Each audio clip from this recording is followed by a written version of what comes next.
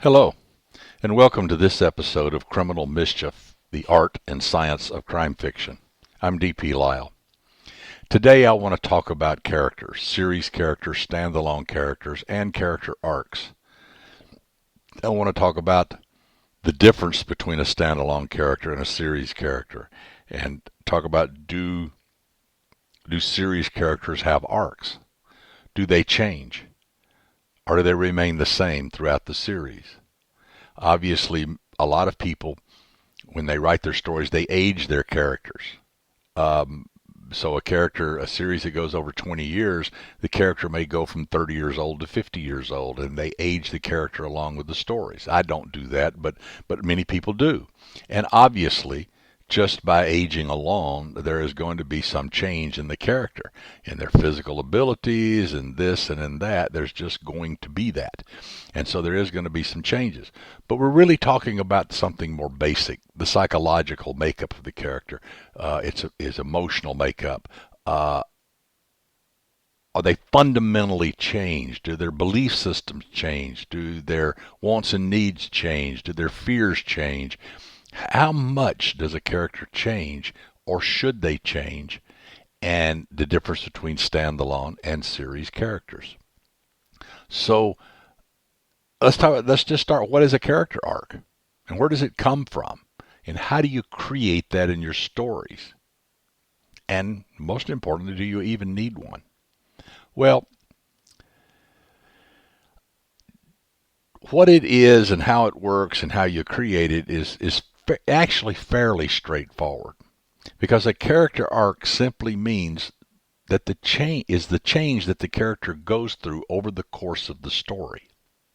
I mean, think about it. What is the story about? You know the old thing about you put your character up a tree, you throw rocks at them, and you get them back down. Well, getting rocks thrown at you while you're up a tree will change you.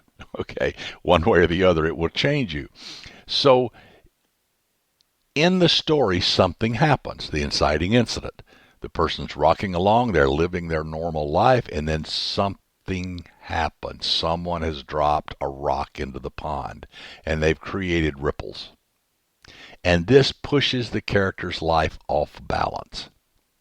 The story now is to smooth the waters. In other words, to fix that problem and get everything back to where it was before. But will it get back to what it was before?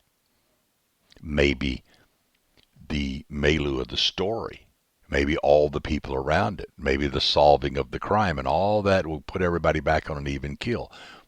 But does it put the character back on the same keel? So when something happens to push a character off balance, what are we talking about here? Well, it might be a shark feeding off the shores of Amity Island, and that sure put Brody's life in a swirl.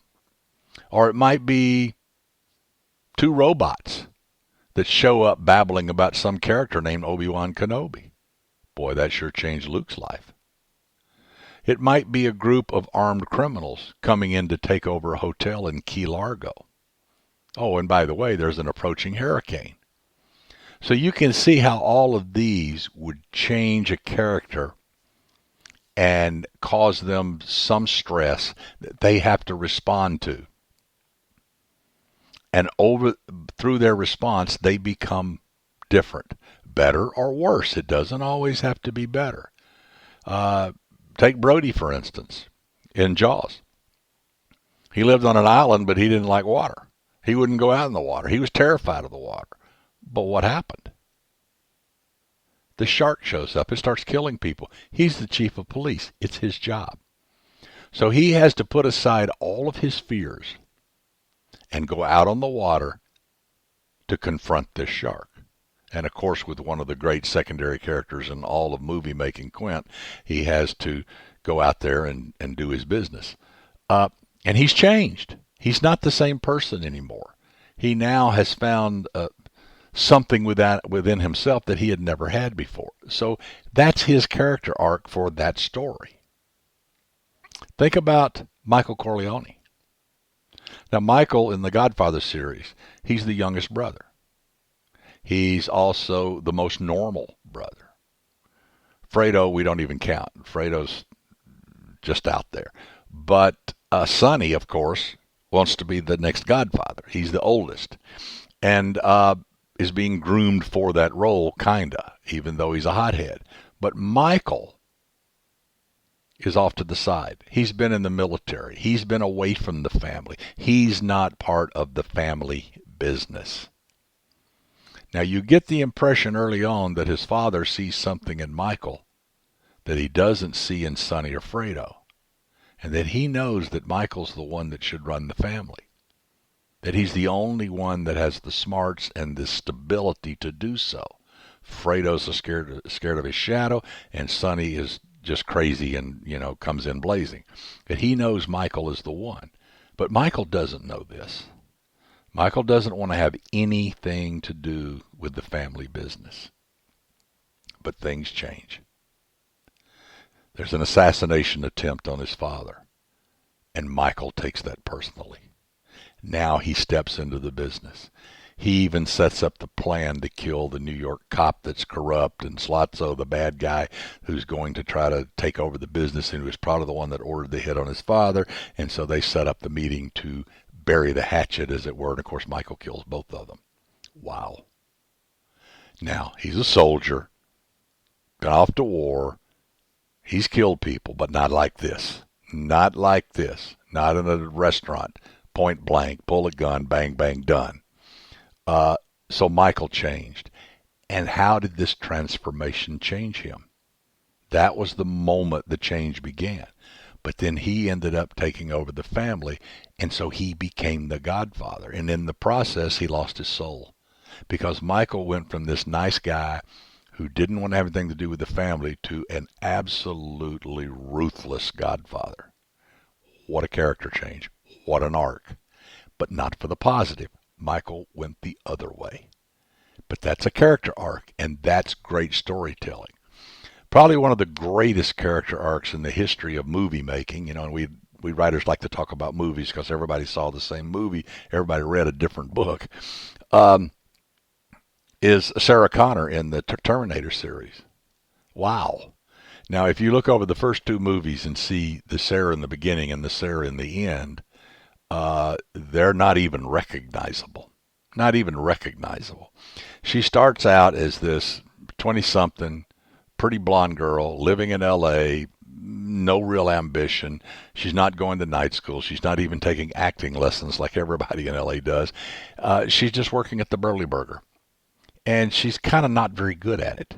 She gets the orders wrong. A kid dumps ice cream into her pocket. I mean, she's kind of like this pretty nice young lady who is not ambitious, who is not focused, and who is not very adept at navigating life. She even gets stood up by the guy who asked her out and all that stuff, which starts the story, so to speak.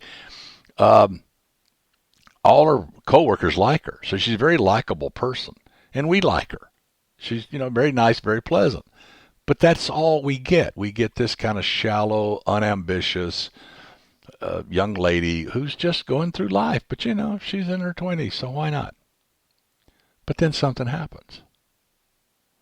This character, this creature, this thing from the future comes back, the Terminator, to kill her. Really? How does that factor into your world? And then there's this other guy who's creepy, who's there to, quote, protect her. And so what do we see in the beginning? We see that Sarah is inept, not very good, but where is she going? Well, first of all, she kind of is saved by Reese, who is the other guy from the future, against the Terminator, played by Schwarzenegger. And he kind of comes into the bar, Tech Noir, and saves her. And, of course, the Terminator gets shot and da-da-da-da-da, and they go on the run. And the police capture them, but then the Terminator comes and, kills all the police, and they escape again. Now she's with Reese, and he has told her this outrageous story about that he's from the future, and this creature's from the future, and he's there to kill her because the machines are going to take over the world, and she's going to be the mother of John Connor, who's going to save mankind down the road. Wow. What a story. She didn't buy it at first, but she starts to buy it. So how do we see her evolve? First off, she's on the run. She starts believing that Reese is telling the truth. She doesn't have her head around the whole story, but she's starting to believe that Reese is telling the truth. And they go off up into the mountains to hide out, and the car runs out of gas, and they're down in a culvert underneath like a little drainage area underneath the road. And she sees that Reese is injured. And so she takes some bandage material and she wraps up his arm and puts it all, and he says, that's a pretty good field dressing. And she said, well, that's my first. So we're starting to see that Sarah is not as ditzy as we thought she was. Then they make some bombs and the Terminator comes after them, and to make a long story short, they get chased into this building. And the Terminator basically has them trapped. And Reese is injured badly, and he's on the ground, and she says, he says, leave me, you go on. And she grabs him and pulls him up and says, get up, soldier. That's the moment she changed. She's no longer a follower. She's now the general. She's in charge. She has turned Reese into her soldier, and she is in charge of this, and she is not going to let this Terminator kill her. And indeed, she doesn't.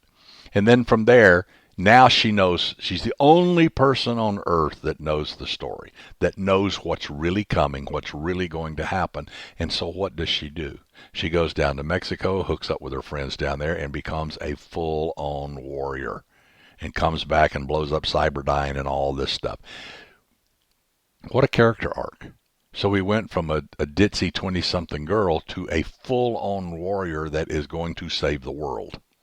Wow. What a character arc. So this is great storytelling. And character arcs are very satisfying for readers because they see a change in a character that they like, and they see a change. Now, as I said, in the case of Michael Corleone, it's not always for the best, but Michael Corleone is one of the most, I guess, beloved to be the right word, characters in all of literature and movie making. Even though he goes to the dark side, we like him. We want to follow him. We want to know what's going to happen next. We may walk away saying, "Woo, man, that's terrible," as opposed to Sarah, who we're going to say, "Wow, what a hero, what a heroine. She's fantastic." And Brody, of course, we're going to love Brody. But the point is the character changed, and they're different than the beginning. They're different from the beginning at the end. They're a different person. Good, bad, or indifferent. But we like that. I think people see that that's a metaphor for their own lives, that they can change, that they can get better, that whatever troubles come their way, they can solve them and become stronger and better and more worldly and more knowledgeable, et cetera, et cetera, et cetera. Hopefully not go down the dark path, but at least you change.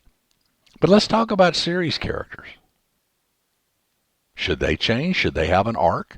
Should they be different? Well, let's talk about Jake, my character in my Jake Longley series.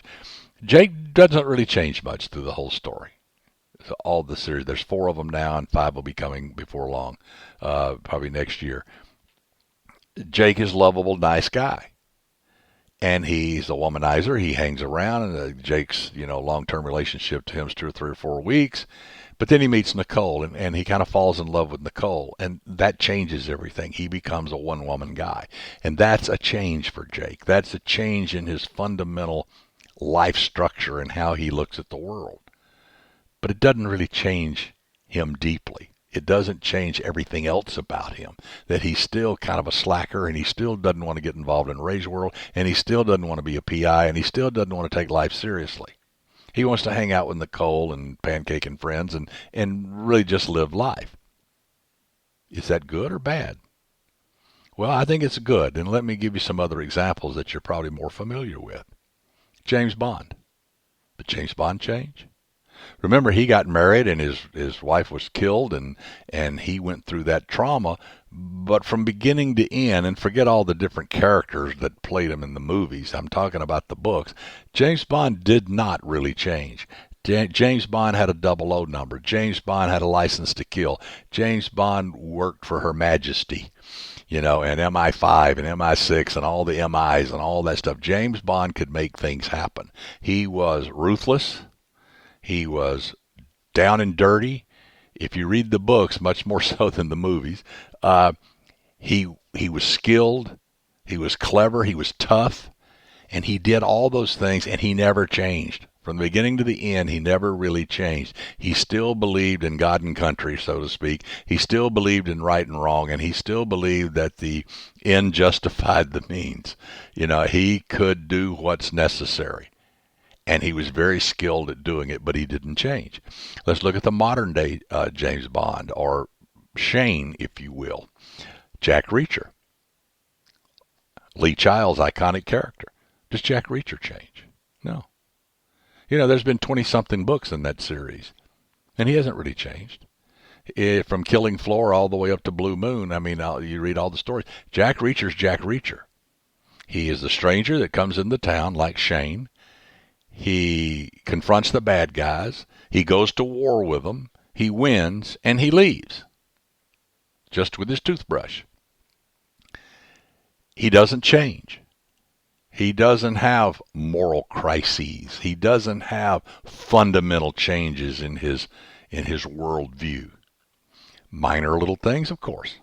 But basically, Reacher is Reacher. He is not going to change. He is not going to be a different person. It's not going to happen. So, is that good? Why would you not have a character arc in these characters, something like Michael Corleone or Sarah Connor or Brody? Why would you not have a character arc? Well, I think the reason is that people who follow these series characters don't want them to change. They like them because of who they are.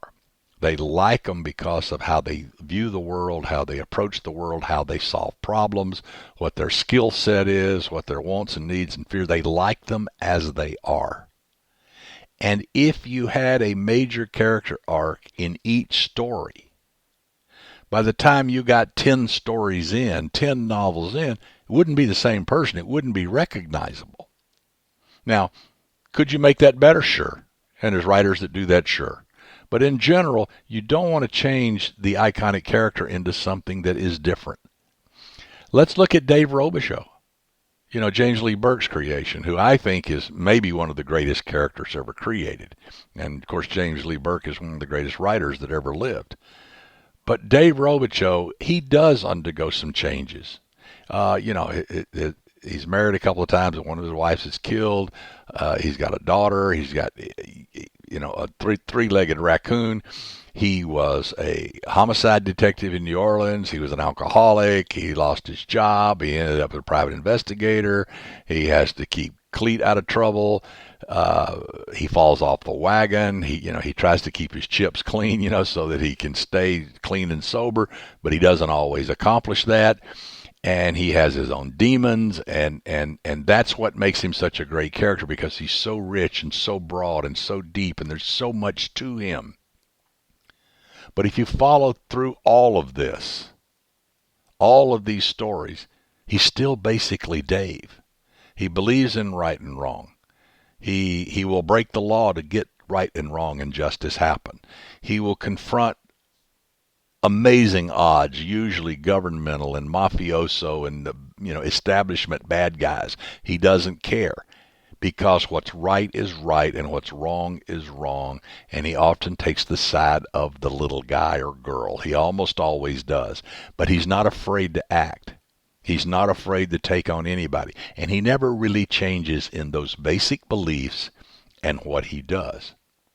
You can say the same about Harry Bosch, Michael Connelly's iconic creation. Harry is a wonderful character, and again, he's had his drinking problems. He's had his problems with his department because he butts heads with the powers to be all the time, because he doesn't like institutional insanity, as it were, and how the corruption and the crazy rules and all the BS that goes on with any institution, including the LAPD. And he fights against that, so he's constantly in trouble. He's constantly being investigated. He's constantly being, having his job moved around, and finally ends up, getting tossed off the force and things like that. But does he change? Through all these stories, does he really change? And he has tragedies in his life, and he has things that would buckle your knees. But it comes back to everybody matters or nobody matters. That's really the credo of Harry Bosch. That every case is important, that every person is important, that every crime is important, and it doesn't matter who gets in the way. It doesn't matter where the power struggle goes on. It doesn't matter about the corruption. It doesn't matter what's best for him. It's what's best for that person and what's best for society in general. Everybody matters or nobody matters. So Bosch does not undergo fundamental belief system changes through this series. He remains true to himself through the whole thing.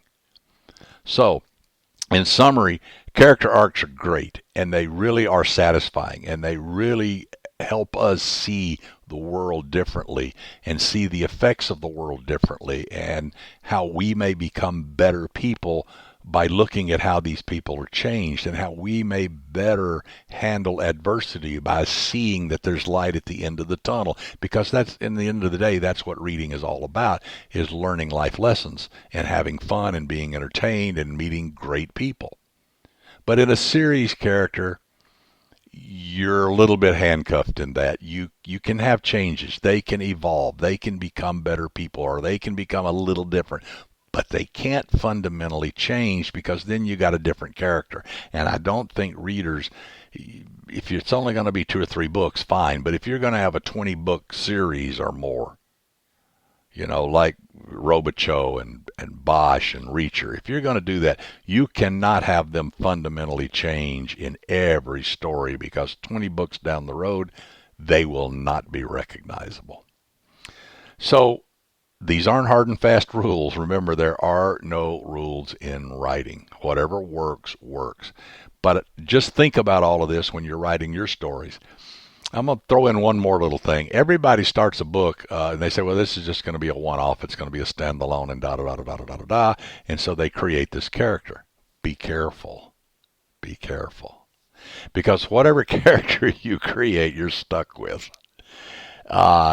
When that book hits the bestseller list and sells a gazillion copies, and your agent comes to you, oh my God, you've hit the big time, write another one. Remember, you're stuck with what you've created. So you can't, if you start with the character you like and ends up with a character that you might not like, or ends up with a character that's different than what you originally, because you had this great story arc, remember, you're stuck with it now. You can't suddenly go unwind the clock unless you write a prequel. But most people don't do that. So series characters are fun. They're great. But remember, don't change them all that much, and create someone that you, even if you think it's a standalone, someone you think you can live with for the next, 20 years of your life, because it could happen. So until next time, this has been D.P. Lyle, and this has been Criminal Mischief. Until the next time, I'll see you.